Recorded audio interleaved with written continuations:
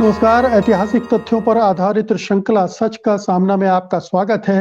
मैं हूं मुकेश कुमार। दोस्तों, संस्कृति को देव भाषा कहा जाता है। हालांकि ये भी कहा जाता है कि अब ये एक मृत प्राय भाषा हो गई है, क्योंकि इसका आम जीवन में कोई इस्तेमाल नहीं करता है। ये पूजा पाठ, मंत्रोच्चार, इस सब तक सीमित रह गया है। बहरहाल, संस्कृत एक भाषा है और भाषा जिंदा रहे तो ज्ञान भी जिंदा रहता है। सवाल ये नहीं है। सवाल आज का ये है कि संस्कृत आज जो हम देख रहे हैं, संस्कृत के बारे में इतनी बात करते हैं, वो कहाँ पैदा हुई, कहाँ जन्मी, कहाँ से आई? क्या हिंदुस्तान में ही इसका जन्म हुआ या बाहर जन्म हुआ?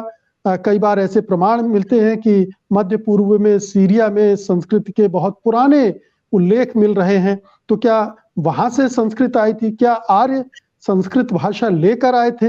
ये तमाम सवाल हैं जिसे हमें जानने समझने की जरूरत है, क्योंकि इसको हम जब तक भाषा विज्ञानियों के नजरिए से नहीं देखेंगे और ऐतिहासिक और जो दूसरे साक्ष्य हैं उनके बरक्स इसको सामने रखकर नहीं देखेंगे, तब तक समझ में नहीं आएगा कि संस्कृत भाषा, जिसे अब हम पूरी तरह से भारतीय भाषा मानते हैं, दरअसल भारत में जन्मी थी या नहीं जन्मी थी।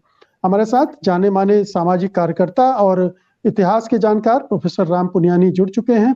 आपका कार्यक्रम में स्वागत है प्रोफेसर पुनियानी। धन्यवाद। तो ये एक और विवाद है। हम लोगों ने पहले आर्य भारत में रहते थे या बाहर से आए थे, इस पर बातचीत की थी। आज ये संस्कृत भी उसी से जुड़ी हुई है। तो संस्कृत भारत में जन्मी या ये बाहर से आई, इस बारे में क्या कहते हैं भाषा विज्ञानी और जो दूसरे तथ्य और साक्ष्य हैं उनके हिसाब से? देखिए, ये आपने ये बात जो कही वो उसी में पूरा मर्म छुपा हुआ है कि आर्यों का और संस्कृत का बहुत गहरा संबंध रहा है। और पहले तो उसके पहले हम ये देख लें कि ये सरकार जो अभी है वो संस्कृत को ज़्यादा बढ़ावा देना चाहती है। एक प्रकार से संस्कृत को वो हिंदू राष्ट्रवाद की प्रतीक के रूप में प्रस्तुत करना चाहती है। इसीलिए आपने देखा होगा कि बैंकॉक में जब अंतर्राष्ट्रीय संस्कृत कॉन्फ्रेंस हुई थी तो उसमें हमारे यहाँ के 2 मिनिस्टर्स गए, करीब 200-250 विद्वान, संस्कृत के विद्वान यहाँ गए। पर ये भी बात हम समझ लें कि संस्कृत की व्याकरण बहुत विकसित हुई थी। मैं इसलिए शुरू में कह रहा हूँ कि ये इसका उपयोग समाज में कम क्यों हो गया। इस पर आने के पहले कि इसका उगम कहाँ हुआ, पहले हम देखें कि ये नष्ट प्राय से मेरा तात्पर्य ये नहीं है कि भाषा के रूप में वो कमज़ोर हो गई है। इसका व्याकरण तो मेरे ख्याल से दुनिया के सबसे बेहतरीन व्याकरणों में से एक है, जो पाणिनि और बाकी लोगों ने विकसित किया। पर इसको एक देव भाषा के रूप में प्रस्तुत किया गया। और एक मैं यहाँ छोटी सी आपको कहानी बताना चाहता हूँ, घटना बताना चाहता हूँ। और वो उसमें सच्चाई ये है कि गोस्वामी तुलसीदास ने जब रामचरितमानस को अवधी में लिखा तो वहाँ के ब्राह्मणों ने उनका निष्कासन कर दिया। और निष्कासन इसलिए किया क्योंकि गोस्वामी तुलसीदास ये अवधि में लोगों तक इस बात को ले जा रहे थे। और क्योंकि ब्राह्मण वर्ग नहीं चाहता था कि आम लोगों को इसकी सच्चाई पता चले, इसलिए उन्हें तुलसीदास जी को समाज से निष्कासित कर दिया था। मेरे कहने का तात्पर्य ये भाषा को यहाँ एक चीज मैं जोड़ना चाहता हूँ प्रोफेसर पुनियानी, चूंकि आपने इस बात का जिक्र किया है, तो भाषा की जो अपनी राजनीति होती है वो यहाँ देखने को मिल सकती है कि कैसे भाषा पर ब्राह्मणवाद ने अपना वर्चस्व कायम करके लोगों को ज्ञान से वंचित रखा, क्योंकि भाषा ज्ञान को ले जाने का माध्यम होती है।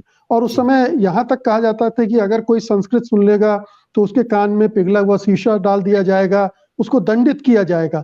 तो संस्कृत को आम लोगों से बचा बचा कर रखा गया ताकि आम लोग जागरूक ना हो, उनको ज्ञान ना मिले, वो अज्ञानी बना रहे और हम उन पर शासन करता रहे। जी हाँ, क्योंकि ये बहुत महत्वपूर्ण मुद्दा है भाषा के बारे में। और भाषा वही जीवित रहती है जो ज़्यादा मेल जोल से और दूसरी चीज़ों से बढ़ती रहती है। अभी आप देखिए, ऑक्सफोर्ड इंग्लिश डिक्शनरी में हर साल हजारों शब्द दूसरी भाषाओं के डाले जाते हैं और उसको एक अच्छी बात मानते हैं। संस्कृत में एक उल्टी प्रक्रिया हुई कि ये शुद्ध है, ये अशुद्ध है, ये इसके आधार पे उसको सीमित करते गए। खैर, वो एक बात है। अब दूसरा, संस्कृत, जैसे हमने आर्यों के बारे में चर्चा की थी, उससे संस्कृत का बहुत जुड़ाव है। और जो ऋग्वेदी संस्कृत है जो आई, उसके भी पहले जो आपने इशारा किया, सीरिया, सीरिया और टर्की, यहाँ भी यही भाषा का प्रचलन था। अब इसमें मैं थोड़ा-सा आपको इसलिए उल्लेख करना चाहूँगा क्योंकि वहाँ जो सीरिया के जो एक साम्राज्य था, मित्तानी साम्राज्य था और उनके एक प्रकार के नाम जो होते थे वो संस्कृत के होते थे। और संस्कृत भाषा को अगर हम वहाँ देखना चाहें तो उसमें भी जैसे ये भाषाओं को उन्होंने संस्कृत का ग्रीक, लैटिन से कुछ समानता है और उसको एक कहते हैं प्रोटो इंडो यूरोपियन लैंग्वेजेस। क्योंकि ये जो है एक्सक्लूसिविज्म कि हम विशेष हैं और बाकी इसके अलग सब चीज़ें मेल-जोल से ही समाज में चलती रही हैं। तो एक तो इंडो यूरोपियन भाषाएँ और इंडो ईरानियन भाषाएँ जो बाद में आई। पहले इंडो यूरोपियन थे, उसमें संस्कृत भी है, ग्रीक भी है, लैटिन भी है, ये सब में कई चीज़ें समान भी मिलती हैं। तो ये जो बात हम कर रहे थे इसका उल्लेख ये encyclopedia of Indo European cultures जो मैलेरी और एडम्स ने एडिट की है, उसमें आपको इसका उल्लेख मिलेगा। अब बात ये आती है कि जो ऋग्वेद की संस्कृत है, वो करीब 1500 साल कॉमन एरा के 1500 साल पहले आई और उसके 250-300 साल पहले उल्लेख मिलते हैं सीरिया में। और सीरिया में ये जो मित्तानी साम्राज्य है उसमें आपको मिलेगा ऐसे बहुत सारे शब्द मिलेंगे जो संस्कृत से मिलते-जुलते हैं। जैसे देखिए पुरुष, तुसरत्ता, इंद्रोता, सुबंधु, इस प्रकार के शब्द वहाँ अभी भी प्रचलित हैं और उनके कई राजाओं और राजकुमार में ये शब्द प्रचलित होते थे। अब बाद में खैर इस वंश का ह्रास हो गया और उनके कई लोग जो वेस्ट में जाते थे, पश्चिम में जाते थे, इधर आते थे, दोनों तरफ से वो बात चलती रही। तो आर्य उस भाषा को लेकर आए, बाद में यहाँ विकसित हुई। भाषा तो वही ज़िंदा रहती है जो समय के साथ, परिस्थिति के साथ अपने आप को बदलती है। तो यहाँ भी आके जो संस्कृत वहाँ थी, इवन यहाँ जो ऋग्वेद की संस्कृत है और बाद की संस्कृत है, उसमें भी थोड़ा फ़र्क है। एग्ज़ैक्टली उस प्रकार की चीज़ें तो वास्तव में नहीं मिलेंगी। तो यही उसमें हमको देखने को मिलेगा कि जो इसमें मित्ताना साम्राज्य था, इसमें हम जब आर्य की बात कर रहे थे, आर्यों में जो रथ और घुड़सवारी को बहुत महत्व था। तो उसके लिए इन्होंने कई एक शब्द जो रखे जो उनमें आर्य में हैं, वो इससे मिलते-जुलते हैं। फिर और कुछ शब्दों को मैं बताना चाहूँगा।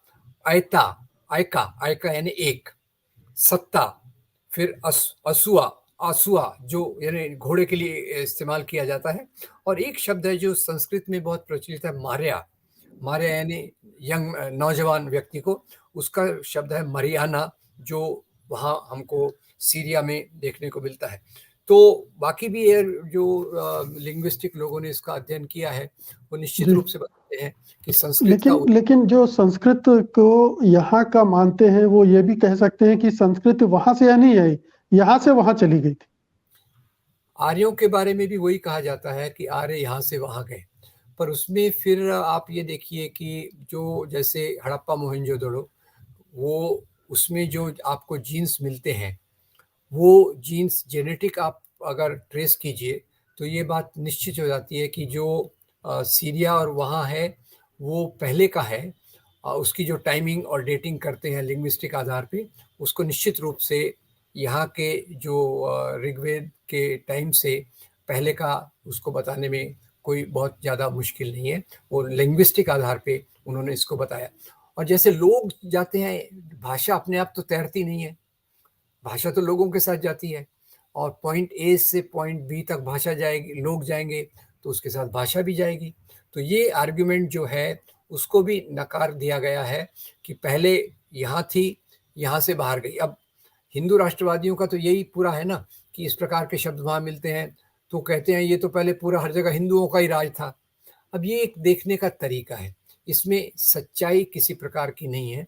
जो ख़ास तौर से अभी लोग लिंग्विस्टिक आधार पे कहते थे, अभी जेनेटिक आधार पे तो वो बात बिल्कुल उसको सील ही कर दिया जाए कि सवाल जो था वो एक आर्टिफ़िशियल रूप से खड़ा किया गया है। और जैसे मैं सोचता हूँ कि हम पहले आए थे या बाद में आए थे, क्या फ़र्क पड़ता है?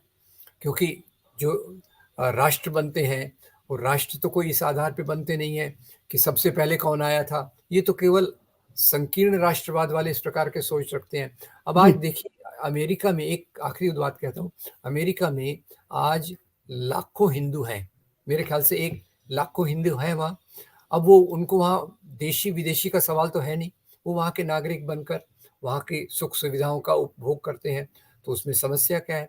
पहले तो ये ज़्यादा था, अभी तो खैर फिर भी वीज़ा, पासपोर्ट ने इन चीज़ों को थोड़ा सीमित कर दिया, पर पहले तो इस प्रकार के कोई बंधन थे ही नहीं।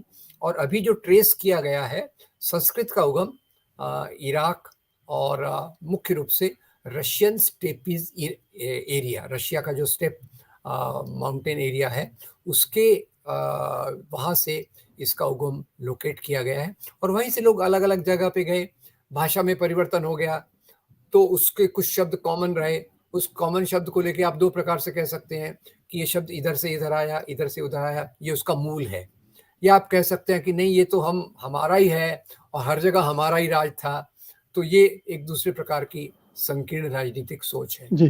तो आपने जो कहा उसके हिसाब से विभिन्न भाषा समूह हैं अलग-अलग इलाकों में और जी, उनसे बहुत सारी भाषाएँ निकली हैं और फिर वो अलग-अलग जगहों पर फैल गई हैं। उसी जी, तरह से जो इंडो यूरोपियन लैंग्वेज ग्रुप है एक तरह का, उसमें से संस्कृत भी निकली। संस्कृत जी, चूँकि कॉमन था वो, तो बहुत सारे शब्द यूरोप की दूसरी भाषाओं में भी इसी तरह के मिलेंगे और वहाँ जी। से ये हिंदुस्तान आई। ठीक है, इसी तरह से हुआ होगा? बिल्कुल, बिल्कुल। आपने बिल्कुल सही, मैं, क्योंकि ये एक विषय है जो उसमें काफ़ी कॉम्प्लेक्सिटी है, तो आपने बिल्कुल सही उसको पकड़ा कि क्योंकि जैसे मैंने बताया कि जिनको आर्य कहा जाता है, वो समूह एक ही जगह से भारत की तरफ भी आता है, वेस्ट में भी जाता है, और कुछ लोग बीच में बस जाते हैं। इसलिए उनकी जो भाषा थी, उसको हम कह सकते हैं प्रारंभिक संस्कृत, प्रारंभिक संस्कृत ऋग्वेद में आके थोड़ी-सी बदली, और उत्तर इसमें आकर वो, और ऋग्वेद के बाद के जो हमारे ग्रंथ आए, उसमें उसका और परिष्कृति हुई। तो उसमें तो कोई शक ही नहीं है। तो ये एक तो भाषा का एक टूल है जिससे हम पता कर सकते हैं कि संस्कृत कहाँ जन्मी। क्या जी। और भी तरीके हैं इसको पता करने के और पता किया गया है क्या कि संस्कृत का उद्गम कहाँ था? देखिए, जहाँ तक मेरी जानकारी है, संस्कृत को हमें ज़्यादा आर्यों के माइग्रेशन से जोड़ना चाहिए, क्योंकि संस्कृत जो आई, वो आर्यों के माध्यम से आई, और जो आर्य वहाँ रह गए, जैसे मित्तानी साम्राज्य मैंने कहा, वो भी उसी समूह में से निकले हुए लोग थे। अब वो एक समूह है, वो समूह अपने भलाई के लिए सोचता है, कोई वहीं रह जाता है, किसी को लगता है इधर आके ज़्यादा अच्छा होगा, तो उसमें और कम मेरी मुझे जानकारी नहीं है। मुझे तो लगता है कि भाषा का उगम और विकास 2 आधार पे देखा जा सकता है। एक तो भाषा की बनावट, भाषा में बदलाव, और दूसरा जो लोग वो भाषा को ले जा रहे हैं, उनका एक रास्ता। ये 2-3 आधार पे ही भाषा का उगम तय किया जा सकता है। तो इसका मतलब है कि अगर वो इराक, सीरिया से चले होंगे इस भाषा को लेकर, तो उस जी, पूरे रास्ते में उस तरह के प्रमाण मिल सकते हाँ, हैं कि और हो सकता है प्रमाण नष्ट भी हो गए हों। अगर जी, उन जगहों पर वो भाषा नहीं फल-फूल पाई है, तो जी, ख़त्म भी हो गए होंगे। फिर यहाँ हिंदुस्तान में चूँकि लंबे समय तक उस भाषा का इस्तेमाल भले ही एक ख़ास वर्ग करता रहा हो, उसने जी, किया है इसलिए वो इस समय तक कहना चाहिए ज़िंदा तो है, लेकिन जी, मरणासन्न भी है क्योंकि आम लोग उसका इस्तेमाल नहीं कर रहे हैं। जी। अ, और दुर्भाग्य ये ग्रामर जी, दुर्भाग्य ये है कि एक विशिष्ट प्रकार की राजनीति उसके कंधे पर सवार होकर जाना चाहती है। वो एक बात है जो हमारे लिए चिंता का विषय है। जी, सॉरी, आप कुछ कह रहे थे। जी, मैं थोड़ा इशारा इस तरफ करना चाहता था कि व्याकरण भी क्या एक रास्ता होती है शब्दों की, वाक्यों की संरचना जो है वो काफ़ी मिलती-जुलती है अगर किसी एक दूसरे भाषा समूह से या भाषा समूह की दूसरी भाषाओं से, तो उस आधार पर भी कुछ इस दिशा में सोचा गया? हाँ, ये मेरे लिए कहना मुश्किल है, पर इतना इतना मैं कह सकूँगा कि इधर जब भारत में संस्कृत आई, तो यहाँ इसके व्याकरण का बहुत विकास हुआ, और मेरे अंदाज़ से व्याकरण तभी ज़्यादा विकसित होती है जब लोग थोड़ा ज़्यादा सेटल हो जाते हैं। तभी वो थोड़ा रूल, रिफाइनमेंट जिसको अंग्रेज़ी में कहेंगे, उसकी तरफ, परिष्कृति की तरफ ज़्यादा ध्यान देंगे। जबकि जब शुरुआती दौर में रहता है, तो व्याकरण का ख़्याल कम रख के उसकी जो उपयोगिता है, उस पर ज़्यादा ध्यान दिया जाता है। तो उसमें ये कहना थोड़ा मुश्किल होगा। वैसे थोड़ा बहुत तो व्याकरण मिलती होगी, पर निश्चित रूप से यहाँ भारत में आके संस्कृत की व्याकरण बहुत परिष्कृत की गई और उसका बहुत बेहतरीन विकास हुआ। जी, तो कुल मिला के कह सकते हैं कि संस्कृत का उद्गम जिस भारत भूभाग को हम जानते हैं उसमें नहीं हुआ था, वहाँ बाहर से आई थी। लेकिन इस पचड़े में भी नहीं पड़ना चाहिए, हमें इस विवाद में भी नहीं पड़ना चाहिए, क्योंकि भाषा किसी की बपौती नहीं होती, किसी इलाके की, किसी जाति की, किसी धर्म की बपौती नहीं होती। वो साझी संपत्ति होती है, चाहे हिंदी हो, अंग्रेजी हो या कोई भी भाषा हो, और उसको भाषा को इसी नजरिए से देखना चाहिए।